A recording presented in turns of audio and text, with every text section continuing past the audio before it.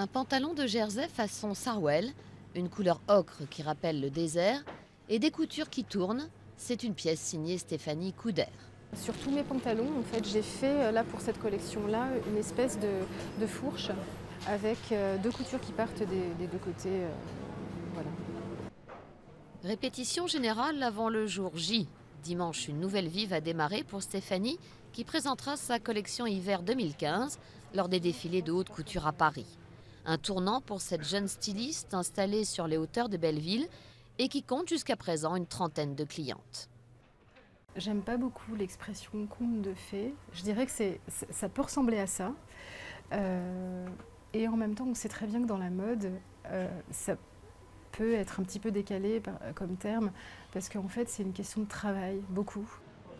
C'est pourtant une rencontre avec un industriel du secteur qui risque bien de changer le cours des choses. Un sous-traitant qui fabrique les vêtements des plus grandes maisons a eu un coup de cœur pour elle et décide en janvier dernier de confectionner sa collection d'hiver. C'est le style de la couturière qui lui a tapé dans l'œil. Je travaille beaucoup avec des coutures qui tournent.